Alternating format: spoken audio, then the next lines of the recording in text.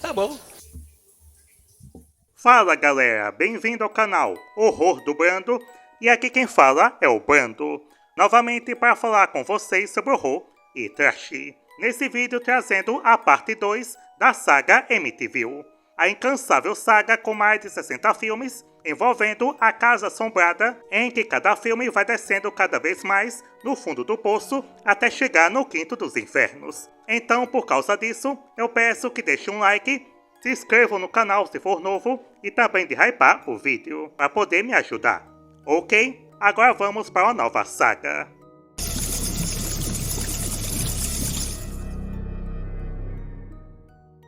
Após o quinto filme, a saga continuou os lançamentos em vídeo, saindo a sexta parte, lançada em 1992, Amityville 6, Uma Questão de Hora, dirigido por Tony Handel, o diretor de Hellraiser 2, em que pega um enredo parecido com o 4, em trazer um objeto amaldiçoado da casa, dessa vez um relógio, em que seguimos o arquiteto Jacob, de volta de uma viagem de negócios, trazendo para casa um presente inusitado que encontrou nos escombros da casa de Amityville. Um relógio de lareira antigo e ornamentado. E assim que o relógio é colocado em sua casa na Califórnia, eventos bizarros e perigosos começam a acontecer, em que o relógio tem o poder de manipular o tempo e a realidade.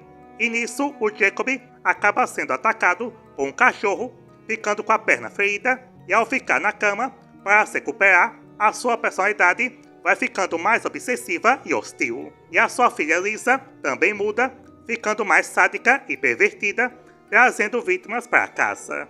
E o filho Rusty conversa com a vizinha sensitiva, que descobre sobre o relógio, e numa pesquisa é revelado que pertenceu a um necromante francês que matava crianças e praticava canibalismo. Depois que a casa foi destruída, o relógio encontrou um novo lar, e a ex-namorada do Jacob, Andrea, acaba entrando na história. Ao descobrir sobre esse relógio, se junta ao Rusty para tentar destruí-lo. Mas no confronto, a Lisa e o Jacob atacam os dois para impedi-los e acabam morrendo. Então o relógio faz o Rusty virar um bebê e a Andrea uma senhora idosa. Mesmo assim, ela consegue explodir o relógio, que causa uma volta no tempo, devolvendo a família ao momento exato que o Jacob trouxe o relógio para casa. E a Andrea, que ainda se lembra, pega o relógio e o quebra, e vai embora. E assim o filme termina. Esse sexto filme acho o melhor desses lançamentos em vídeo da saga, com uma história que não enrola, a trama é bem ágil, a direção é competente, sabendo usar o perigo do relógio em cenas criativas, como cenários que vão mudando numa mesma cena, mexendo com essa ideia de tempo e espaço, consegue criar um clima mais sombrio que os filmes anteriores, mas sem deixar de lado o estilo trash. Uma boa dose de violência e efeitos práticos competentes na medida do possível, o melhor sendo o personagem que derrete, que lembra o Enigma de Outro Mundo e a Bolha Assassina. E um confronto final bem intenso. O problema é algumas atuações fracas e diálogos toscos. E a última cena de ter uma viagem no tempo acaba tirando todo o peso das consequências que tinham acontecido. Poderiam ter deixado como estava, sem ter essa volta pro início. No todo, acho esse bem melhor que os anteriores, que sabe usar bem o enredo até onde dava para ser feito. Se não fosse a última cena, eu daria uma nota mais alta. Então dou ao sexto filme a nota 5,5. Depois desse, um ano depois, lançaram outro filme, em 1993, Amityville 7, A Nova Geração, sendo dirigido por John Burlowski, novamente trazendo um objeto amaldiçoado da casa, dessa vez um espelho, em que seguimos o fotógrafo Kais, que vive em um apartamento com sua namorada, recebe um presente de um sem-teto, um espelho antigo e sinistro. Sem que ele saiba, o espelho veio da casa de Amityville. E ao levá-lo para casa, a amiga de Kais, Suki, se encanta pelo espelho e o Kais entrega para ela. Mas pouco tempo depois, ela acaba sendo morta pela presença maligna que habita o espelho, e o objeto acaba voltando para o Kais, que começa a exercer uma influência maligna sobre ele e seu ambiente, passando a ter visões aterrorizantes de mortes que têm alguma coisa a ver com seu passado. Investigando sobre isso, descobre uma chocante conexão pessoal. O pai biológico do Kais é o antigo morador da casa de Amityville, bem antes da família Defel. E assim como Ronald Defel Jr., o pai dele também assassinou toda a sua família. E o sem-teto que deu o espelho para ele é o seu pai, que acabou morrendo após entregar o espelho, e o demônio dentro do espelho assume a forma dele e tenta fazer com que o Kais repita o ciclo de violência, tentando convencê-lo a matar sua namorada e amigos. Mas o Kais luta contra a influência do demônio e com o rifle ele dispara e consegue quebrar o espelho, banindo o espírito maligno e ficando livre do mal.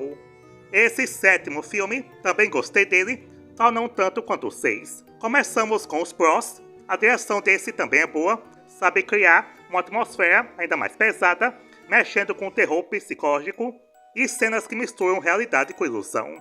A produção, mesmo com baixo orçamento, ainda é competente. O espelho, seu vilão, funciona bem melhor do que uma lâmpada e um relógio.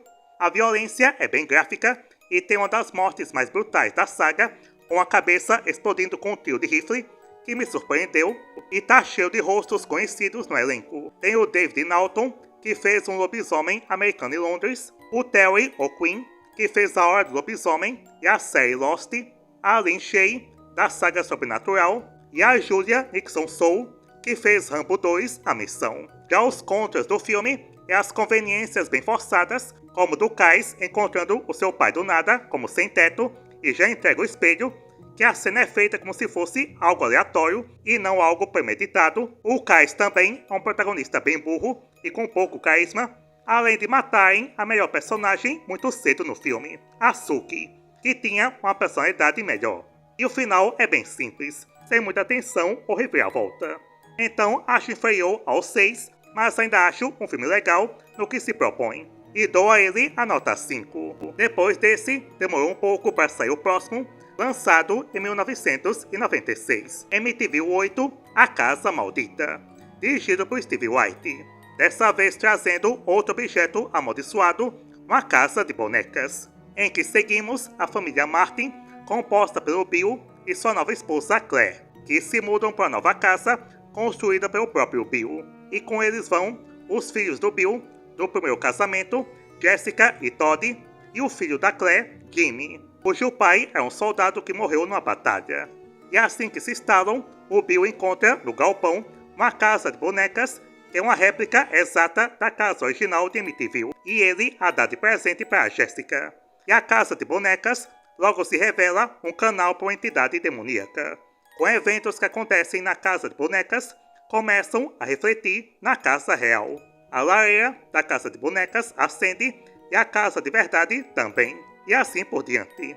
Com o Bill tendo sonhos aterrorizantes, envolvendo demônios e tortura, a Claire, por influência da casa de bonecas, começa a ter desejos sexuais pelo Todd, fica parecendo uma trama de filme pornô, e o pai morto do Jimmy aparece na forma de zumbi, dizendo que todos precisam morrer para ficarem juntos com a família novamente, aparecendo na frente de todos e tenta matar o Bill. E no confronto, conseguem destruir o zumbi, mas a filha Jessica é levada pelo demônio através da lareira, que o Bill atravessa para resgatá-la, encontrando mais de um demônio, e com a ajuda do seu cunhado, que só aparece na última parte, ele resgata a filha, e seu cunhado fica para trás, dando tempo de escaparem.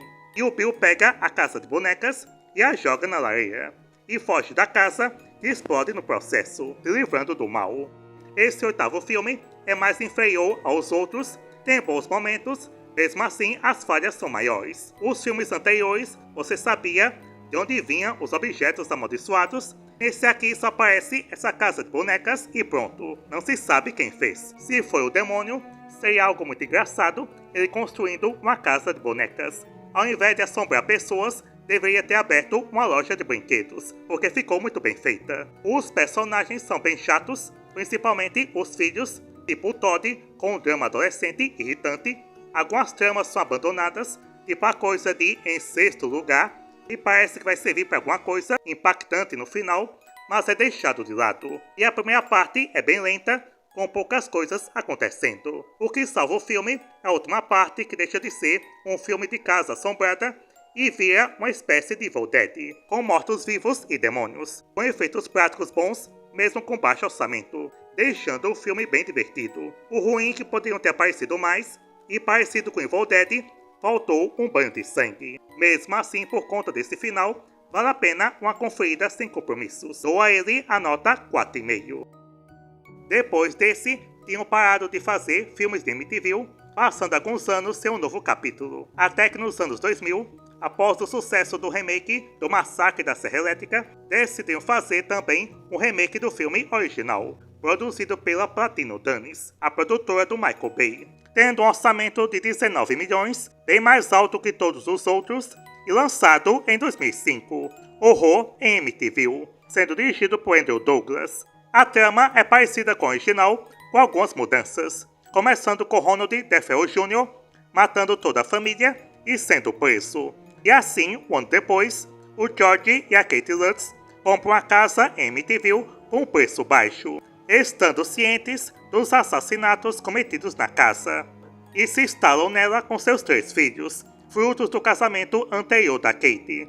E logo coisas sobrenaturais vão acontecendo na casa, incluindo visões fantasmagóricas, e a filha deles começa a conversar com a garota, que é o espírito da filha mais nova dos DeFeo, que fala que ela deveria se juntar a ela como fantasma para brincarem para sempre. E a parte mais diferente da versão original é a introdução de uma nova mitologia para a casa, explicando que teria sido construída por um sádico reverendo do século XVII, chamado Jeremiah Ketchum, que torturava e matava nativos americanos no porão. E o mal da casa é o espírito do Ketchum, que mexeu com a cabeça do DeFeo Jr. para matar sua família, e agora começa a mexer com o George, com a assombração sendo muito mais agressiva e visualmente explícita, com o George se deteriorando rapidamente, se tornando uma ameaça física para sua família.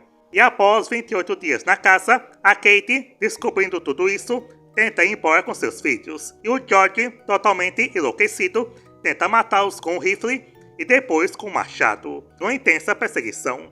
E nisso, a Kate consegue nocauteá-lo e o arrasta para fora, com todos eles fugindo em um barco, com o George se livrando da influência maligna e com eles abandonando a casa para sempre. E assim termina.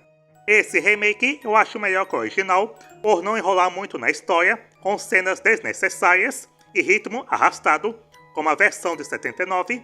A produção está boa, com a estética dos anos 2000, os jump scares, os sustos repentinos, também funcionam, sendo feitos numa época que não eram usados a exaustão como é hoje em dia.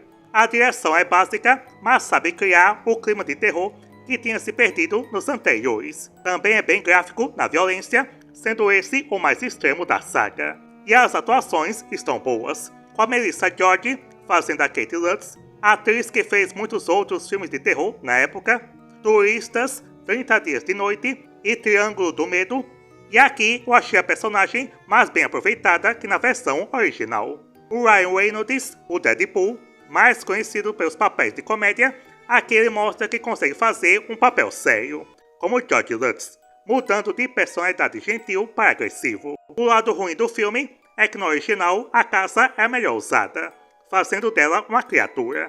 Aqui faltou isso. O uso de flashes e cortes rápidos, padrão da época, que hoje envelheceu mal, e o final que parece uma cópia do Iluminado. Tirando isso, é um remake melhor que o original, e dou a ele a nota 8. Na época, ele arrecadou mais de 100 milhões, se tornando a maior bilheteria da saga, mas o estranho é que não fizeram outros filmes, porque tem livros de MTV que davam para ser uma continuação, teria sido melhor do que viria a seguir. Porque após esse começou os vários filmes com o nome de MTV, sendo feitos com troco de caixa. E quem foi o responsável disso foi a empresa The Asylum, que lançou várias franquias, como Sharknado, Mega Shark, Transmorphers e outros. E assim começou essa cachorrada, lançando em 2011 The MTV Haunting, a assombração de MTV, mais conhecido como um dos piores filmes de terror que eu vi na vida, sendo dirigido por esse cabra aqui, que não ouso falar o nome dele, seguindo o formato de found footage, aquele estilo igual a Bruxa de Blair, REC e Atividade Paranormal, envolvendo uma filmagem encontrada como se fosse real, em que a trama se passa em 2008 e seguimos a família Benson, que se mudam para a casa de MTV, comprando ela por um preço muito baixo, e eles conhecem a história dos assassinatos do Ronald DeFeo, mas ignoram. E assim que se instalam na casa, a corretora de imóveis é encontrada morta e um dos carregadores da mudança cai da escada e também morre. A mãe da família ficando nervosa com isso, mas o pai acha com coincidência e não acredita nas lendas sobrenaturais sobre a casa. E o filho deles, Tyler, começa a filmar por todo lugar e observa acontecimentos estranhos. E após um tempo, o pai também decide instalar várias câmeras pela casa, onde presenciam alguns eventos paranormais.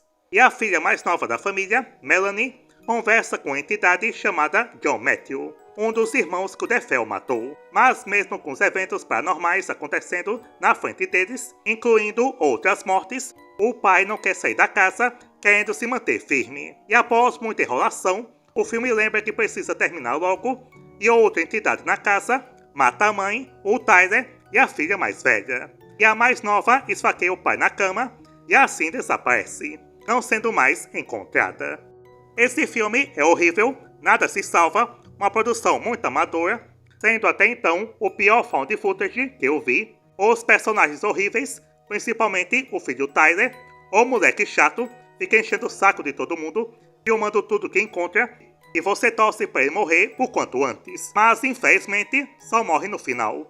O pai é outro burro, com atuação péssima, principalmente na morte dele, que leva uma facada de leve e fica se tremendo como se tivesse com a coceira no toba. A edição é outra coisa horrível, porque por ser uma filmagem que precisa parecer real, não pode ter muita edição. Mas aqui é cheio de cortes para os personagens aparecerem e para colocar os efeitos, que é outra coisa tosca. Os efeitos são risíveis. Tem uma morte que acontece e o personagem morre com um cabo elétrico. E o choque que aparece é um efeito que até o Instagram consegue fazer melhor. Além de mudarem a história dos Defel, falando que quem matou a família não foi o Ronald, e sim a irmã dele com o namorado. Ou seja, MTV se transformou no caso da Suzanne Richthofen. Então fujam desse filme. Eu não consegui ver nada de positivo nele, então ele vai ser o primeiro a inaugurar a nova nota do canal, a nota 0. E assim termina a parte 2 dessa saga.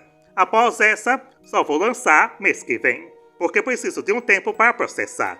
Ok? Espero que tenham gostado. Deixe nos comentários se já assistiram esses outros 5 filmes de MTV e o que acham deles. Até o próximo e tchau!